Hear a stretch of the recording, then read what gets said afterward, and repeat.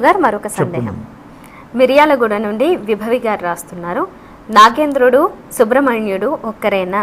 కుమారస్వామిని సర్పరూపంలో ఎందుకు పూజిస్తారు తెలియచేయగలరంటూ కోరుతున్నారు. నాగేంద్రుడు కుమారస్వామి ఒకళ్ళు కాదు. నాగజాతి అనేక రకాల పేర్లతో చాలామంది ఉన్నారు. వేల మంది ఉన్నారు, లక్షల మంది ఉన్నారు. సర్పాలు, నాగ దేవతలు వేల మంది ఉన్నారు. మరి వాసుకి, శేషుడు, తక్షకుడు, కర్కోటకుడు వీళ్ళందరూ కూడా నాగజాతికి సంబంధించినటువంటి వాళ్ళే. నాగజాతి సంబంధించినటువంటి నాగేంద్రులు వేరు, కుమారస్వామి వేరు. కుమారస్వామి శివుని యొక్క కుమారుడు. ఆ కుమారస్వామి సుబ్రహ్మణ్య స్వామి. కాబట్టి కుమారస్వామి సుబ్రహ్మణ్య స్వామి ఒకటి, నాగేంద్రుడు వేరు. ఈ సుబ్రహ్మణ్య స్వామి కుమారస్వామి వీళ్ళిద్దరు ఒకటే అవటానికి, ఆయన సర్పరూపం పొందటానికి కారణం ఏమిటంటే ఇది బ్రహ్మాండంలో ఉన్నటువంటిది ఏదైతే ఉన్నదో అది పిండాండంలో కూడా ఉన్నది. బ్రహ్మాండంలో ఉన్నది మనలో కూడా ఉంది.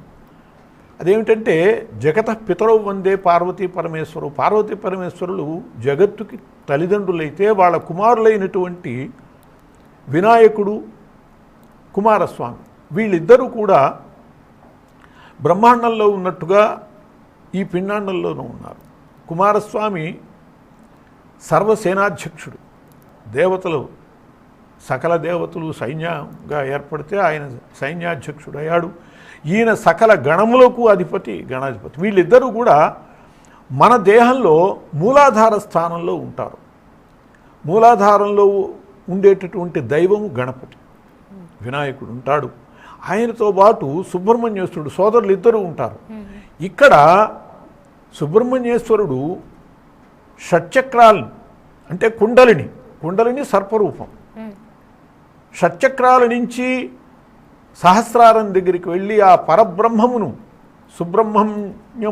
బ్రహ్మణ్యమును చేర్చి అలా ముక్తిని ప్రసాదించేటటువంటి వాడవటం వల్ల ఈ కుండలిని యోగము మూలాధారం నుంచి స్వాధిష్టానం నుంచి మణిపూరకము ఇట్లా ఈ చక్రాలలో వెళ్ళేటప్పుడు ఆ సుషుమ నాడి ద్వారా సర్పరూపంలో వెళ్ళటం జరుగుతుంది. మనుష్యుడిగా వెళ్ళలేడు. అందువల్ల దానికి ఆ సర్పం ప్రసరించేటటువంటి లక్షణం అన్నమాట, పాకేటటువంటి లక్షణం ఉన్నటువంటి ఆ కుండలిని కారణంగా ఆ కుమారస్వామి కుండలిని రూపంలో, నాగరూపంలో అట్లా బ్రహ్మస్థితిని చేరుస్తాడు. సహస్రారం దగ్గరికి చేరి షట్చక్రాల ద్వారా ఆ సంబంధం వల్ల కుమారస్వామి సుబ్రహ్మణ్యేశ్వరునిగా కూడా ఆరాధింపబడుతూ ఉన్నాడు.